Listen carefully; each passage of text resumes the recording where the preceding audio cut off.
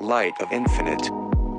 Last week, we discussed the notion that exile is a state of disconnect, and redemption is the rectification of that state. In the Likutei Sichot, it's written that the true meaning of redemption is the attainment of a state of transcendence above the boundaries and limitations of the material world. However, it's essential to realize that the intent of this statement is not that the transcendent state should nullify the world and its limitations, but rather that there should be a fusion of the infinite and the finite, and that godliness is meant to be revealed in our physical world in a mishkan, a dwelling for Hashem, for God, established in the lower realms. And as we read the end of the Torah portion, Parashat Pekudei, which is also the end of Exodus, we read about the mikvah and its purifying, status-altering power. Bring Aharon and his sons to the entrance of the tent of meeting, and immerse them in a mikvah. Clothe Aaron with the sacred garments. Anoint him and sanctify him, so that he may serve as a Kohen, a priest to me. Many are familiar with the mikvah, knowing of the customs of the married woman's immersion as a part of the laws of family purity, and of course as part of the process of those who convert to Judaism. In the instance of Aaron and his sons, the immersion was more of a change of status than a purification, an elevation from one state to another. We see in the case of conversion to Judaism, it's not a matter of uncleanliness or purification, but rather a change in status. As it's written, as soon as the convert immerses and emerges, he is like a born Jew in every way. The mikvah process, in this sense, is like a rebirth. As it's written in regards to the convert's status change and renewal, the mikvah is like re-entering the womb. As it's written, a convert who embraces Judaism is like a newborn child. Outside of the status change, the mikvah process is used to restore a person to a state of ritual purity. As it's written, you shall not make your souls unclean. It's important to note that on a physical level, too, the person is required to be hygienically clean prior to entering the mikvah. The process to this day for women around Nidah, a married woman's menstrual cycle, is fairly detailed and is meant to be a spiritually healing process. Just as the womb is a space devoid of Tomeh, of uncleanliness or impurity, in which the baby cannot become impure in any way, the mikvah for men and women can also be looked as a status change from Tomeh, unclean or impure, to Tahor, to clean or pure. The Talmud teaches that all the waters that flow through the world ultimately have their root in the river that flowed in the Garden of Eden. So our immersion in the flowing waters of the mikvah is a re-establishment of our connection with the Edenic state. Ezra the scribe, at the beginning of the second Beit HaMikdash, the Holy Temple period, decreed that every male that becomes impure due to a seminal omission should not learn Torah. Others added that they shouldn't even pray prior to immersing. The decree was never fully accepted, but many do have the custom to this day. The Rambam teaches that the custom in North Africa and Spain that the Jews would not pray if they had a seminal omission until immersing in a mikvah, which Rambam based on the verse, prepare to meet your God, Israel. The practice comes from the understanding that when we wake up ready to serve Hashem, we are compared to a Kohen, to a priest preparing to serve in the Beit HaMikdash, in the Holy Temple. And just as a Kohen would immerse before serving in the Beit HaMikdash, even if he was already pure, then we too should immerse before prayer. One of the most beautiful places in Israel is Masada. 1,800 plus years have passed since ancient Israel fought the Roman Empire. The excavations and discoveries on top of Masada have been fascinating. One in particular was finding two mikvahs. One likely was used for men and the other for women. The laws surrounding the building of the mikvah are very detailed, and so two experts on the construction of mikvahs, Rabbi David Munzberg and Rabbi Eliezer Alter, were brought in only to find that in over 1,800 years, the construction and the importance of the mikvahs for Jews around the world has not changed. The ritual of purity through immersion in flowing water and the construction of a mikvah in each community is one of more importance than even the construction of a synagogue, since prayer can be done in a number of different locations.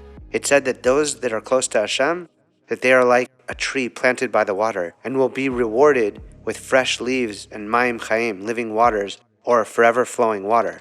Living waters represents energy and health and chiyut, life, for the soul. Water represents truth and Torah, as we say, Ein mayim ela Torah, which means the only water is that of the Torah. We read about the Israelites that they traveled 3 days in the wilderness and found no water. And as Isaiah writes, "Oh, all who thirst, come for water."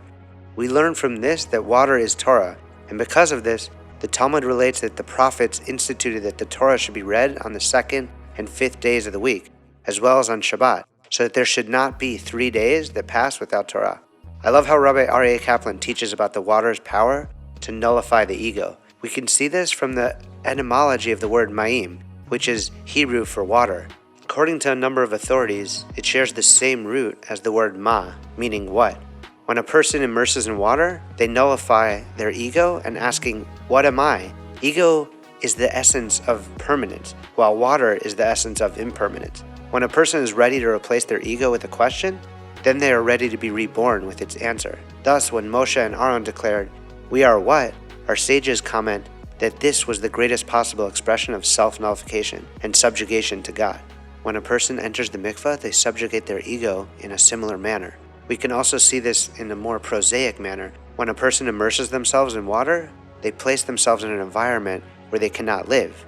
Were they to remain submerged for more than a few minutes, they would die from lack of air, literally placing themselves in a state of non-existence and non-life. Breath is the very essence of life, and according to the Torah, a person who stops breathing is no longer considered among the living. Thus, when a person submerges themselves in a mikvah, they momentarily enter the realm of non-living. So when they emerge, they are like a person reborn. To some degree, this explains why a mikvah cannot be made into a vessel or a tub, but must be built directly in the ground, for in a sense, the mikvah also represents the grave. When a person immerses, they are temporarily in a state of non-living, and when they emerge, they are resurrected with a new status. The representation of mikvah as both a womb and a grave is not a contradiction. Both are places of non-breathing and are endpoints of the cycle of life. What we have to realize is that beyond being infused with a godly soul, a spark of divine within us, what connects us all is water. Our bodies are mostly made of water. The brain and heart in particular are composed of 73% water. We tend to mirror each other's inner belief systems, and so if we aren't watering ourselves and those around us in connectedness and positivity, then individually and collectively we can't grow. Continually giving yourself and others life force and learning to quell our ego is essential to being in a blissful and connected state.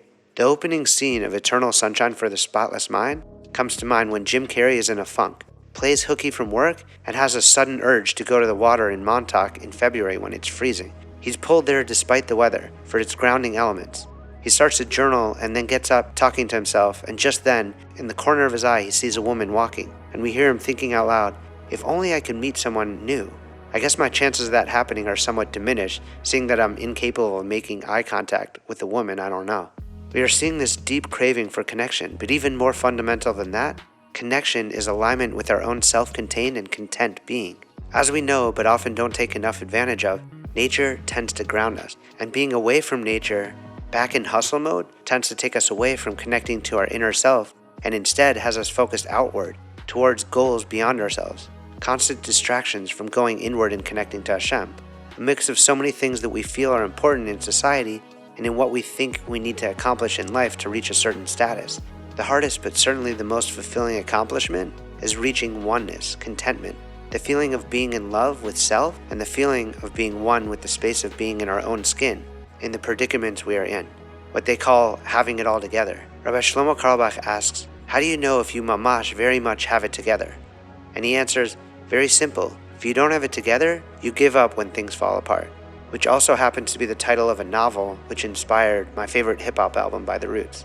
If you really have it together inside, there's no such thing as giving up. Carlebach goes on to teach that Moshe Rabbeinu, Moses, brought down the manna, giving us the Torah and really teaching us at the end of the book of redemption that if we don't have it all together, we are in exile. We are still slaves. In the same parasha, in the same Torah portion, we are taught that by making a dwelling, a sanctuary for Hashem in this world, the glory of the Lord fills the sanctuary.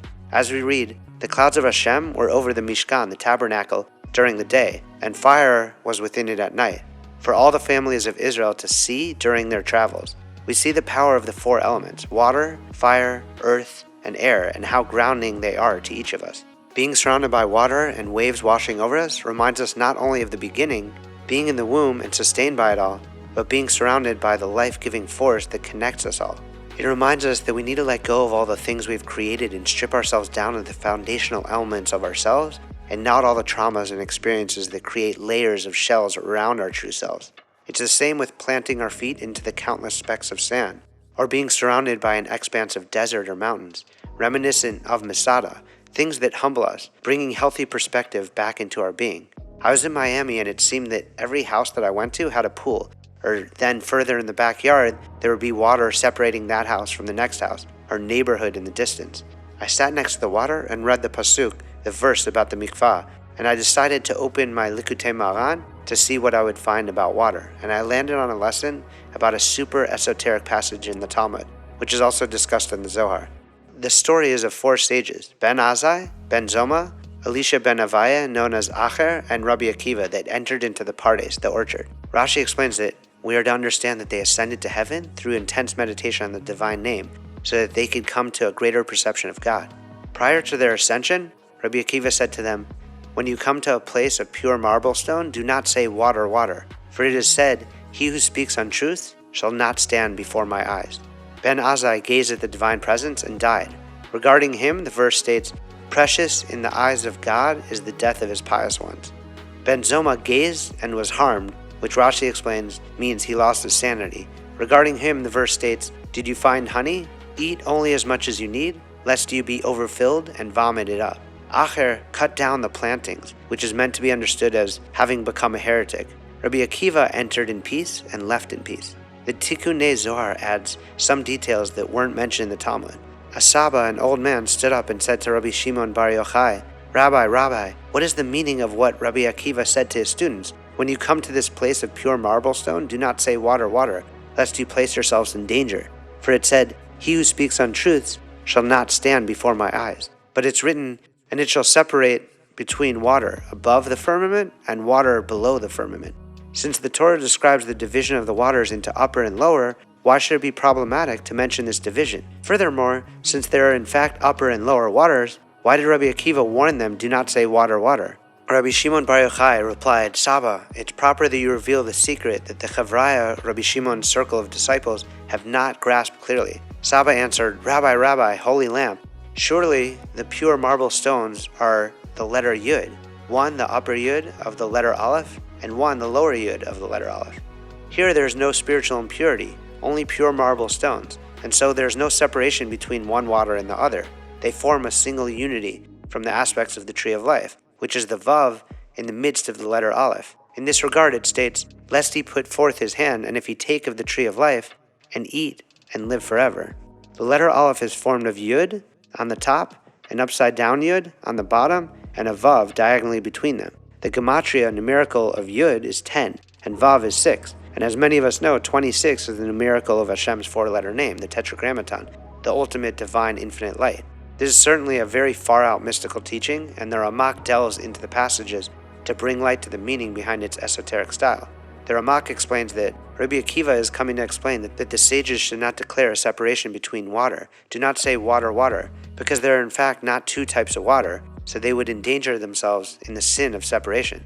The Saba speaks from a place of outside of the Pardes, because in our physical reality in exile there is separation. He asks, why is it problematic? As it's written, there shall be a firmament between the water and it shall separate. The 2 types being the water of the firmament and the water below the firmament, in rivers, lakes, and seas. Rabbi Shimon wanted his disciples to hear from Saba the true meaning of what they had encountered. Saba explained that each of the marble stones represented the letter Yud. There is a mystical explanation of the verse, I am first and I am last, which is seen in the Aleph and the Yud at the beginning and the Yud at the end. The upper Yud is the Yud of the Tetragrammaton, Yud Ke Vav Ke, while the lower Yud is the Yud of the name, Aleph Daled Nun Yud. The Yuds can also be seen as female waters, Mayim Nukvin, and male waters, Mayim Duchvin. The upper are called female waters because they receive from below, from the performance of the mitzvot, the commandments, which is the way in which we can affect the higher worlds so that the light will shine forth and become clothed in them. The top and bottom Yuds of the Aleph are visual representations of Or Yashar, of the light from above to below, and Or Chazer, the light from below to above. When the Talmud writes pure marble stones, it's referring to the 2 Yuds, each stone being a Yud. It's taught that it's called marble because pure marble signifies the radiance of God's awesome light, which in this physical world resembles the glistening of water. The 2 Yuds are referred to as marble and become one. We see this by way of tziruf, the tradition of letter combinations and permutations.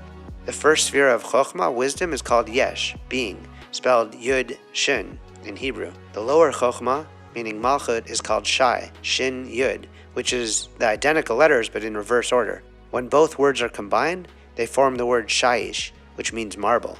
The Yud is Chokhmah, the source, and the Shin is seen as branching out into the Sphirot, according to the mystical understandings of Or Yashar, the light from above to below, and Malchut is called Shai, as in the light that reverses, Or Choser.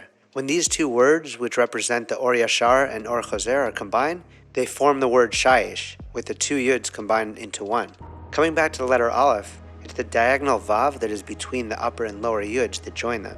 The design of Vav looks like a hook, and in Hebrew the word Vav actually means hook, or connection. A hook is something that holds two things together. Rabbi Akiva warned his disciples that when they behold the light's radiance, they shouldn't mistake it for an impassable barrier to perceive godliness. However, he also warned them not to reach past the perceptions that were beyond their abilities to comprehend and grasp. Ben Azai and Ben Zoma gazed beyond their capabilities. Ben Azai died, while Ben Zoma was stricken and some say died shortly after, while Acher, a great scholar, misinterpreted the vision of God and his ministering angels and lost faith, becoming a heretic. The phrase in the Talmud, cutting the plantings, describes Acher's cutting down the trees in the orchard. Only Rabbi Akiva was able to enter and exit in peace. That's why in the Pardes, the orchard, Rabbi Akiva warned them not to say that two marble stones were separated from one another, since in the Pardes, that's not true. It's quite the opposite. It's the firmament between them that actually unites them, and only through it they are joined together, since the water of the marble stones are completely pure. And as we learn, there's no separation other than in a place of spiritual impurity, as it's written to separate between the impure and the pure. So for this reason, Rabbi Akiva stresses that in a place of purity, do not say water, water. This too is what Saba was explaining. Here there's no spiritual impurity. They are from the aspects of the tree of life. These waters are in Atzilut, literally the world of emanation, which Kabbalistically is also the highest of the four worlds, which exists the Kabbalistic tree of life, and therefore there's no separation between them. On the contrary, the firmament unites them. Just like with the letter Aleph, the Vav unites the upper and the lower Yud. Rabbi Nachman of Breslov learns from this tale that a person who attaches himself to God creates a dwelling in this world so that their thoughts roam freely from one chamber to the next.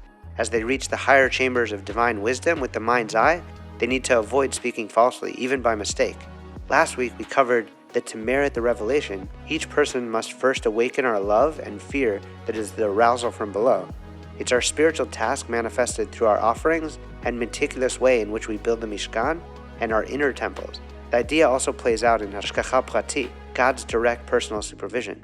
That's when one sees Hashem's ongoing active participation in one's life, arousal from above. This is when a person sees, as Rambam explains, Hashem choosing to reveal himself to man. What each person does with that is up to them. But when a person chooses to receive that revelation and offers it back up in generosity, then we fully understand what we spoke about last week, what the Rambam and Rebbe explain. In relation to a dwelling for God, man serves Hashem and creates a dwelling for his revelation within himself. And this concept of an arousal from above and an arousal from below mirrors the Or Yashar, the light from above to below, and the Or Choser, the light from below to above. It's this mastering of our relationship to the source of all, Hashem, that we need to continually perfect, reaching higher states of unification. We have to try to see the truth and the good in all things and to judge favorably as much as we can. To do this, we have to be grounded and content and work on nullifying our ego in order to find our inner peace so that we can see that mirrored in others. Perfecting our relationship we have with ourselves and our Creator will spill into positive relationships with Hashem's creations. This unification and connectedness is practiced in so many ways through mitzvot, commandments, and brachot, blessings. Both clothing and food were affected by the sin in the Garden of Eden. Our having to toil for our bread and our awareness of our nakedness and the clothing we wear to hide it. Our post-Edenic state puts physicality and the need to work for our food as one of our difficulties. But we must know that we are meant to spiritualize the material. This in and of itself is a form of teshuvah, coming from the word return. It's not just we who return to Hashem, but through our acts we have the ability to return all that Hashem has given us in this world back to a higher place, back to its source. I'm remembering a pasuk, a verse in Parashat Ekev, in which Hashem says, "Take care lest you forget Hashem by not observing the mitzvot, the commandments," and warns against being lost in the accumulation of possessions to the point that your heart turns haughty and you forget Hashem, who took each of us out of Egypt from the house of slaves, thinking in your heart, "My strength and the might of my hand made this wealth." That is the battle in the physical world between a state of exile and a state of redemption, between connectedness and a feeling of disconnect. It's the battle to get to a state of not seeing or speaking falsity. The Yalkut Yosef, quoting Orot HaMitzvah, explains the purpose of the brachot, particularly Birkat HaMazon, the blessing after meal, to keep us mindful of Hashem's ever-present hashgacha. The next verse says, "Lest you eat and be full, and your heart will be haughty, and you will forget Hashem your God." It's in man's nature, once full, to forget who the provider of all is, but we can't ever forget who is the provider of all providers, from whom everything emanates and is created. We read here that we need to remove the thought that it all comes from our own efforts, because that's when ego manifests and holiness grows more distant. In order to ensure this not to be the case, we are commanded to bless Hashem and proclaim our love of Hashem. As it's written, "For all is from you, and what we have given you came from your hand." The space that we crave in the verse that comes to mind is from Malachi, which is, "Return to me and I will return to you." Dive in deeper at lightofinfinite.com.